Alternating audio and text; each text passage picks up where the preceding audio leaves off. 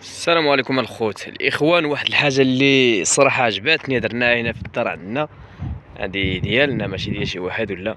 غنوريها لكم دابا الاخوان. واحد الحاجه اللي مهمه بزاف بالنسبه للفلاحه الاخوان. كما كتشوفوا الاخوان، ها هي هذا الضايه هذه ديال الغبار. هنا الاخوان كيترقد الغبار مزيان، شي مرات كنخليوه 15 يوم 20 يوم وكثر، حتى كتشوف الماء كحل، ماشي راه كيولي كحل الماء. عاد كتجبدو بالبومبا. كيفاش كتجبدو بالبومبا الاخوان؟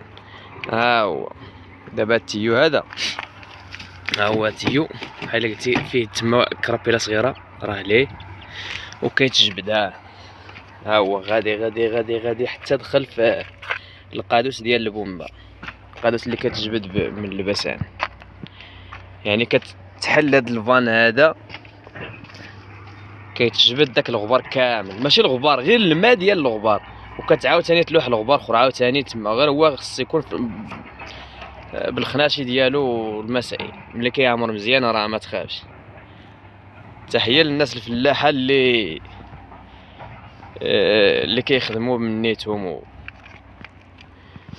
واخا خدامين عند الناس، راه كاينين الناس اللي كيخدموا من نيتهم وكاينين اللي شويه وكاينين. اخوان اللي باغي الميكاد البسان مرحبا به، اللي باغي الميكاد البسان مرحبا به. السلام عليكم.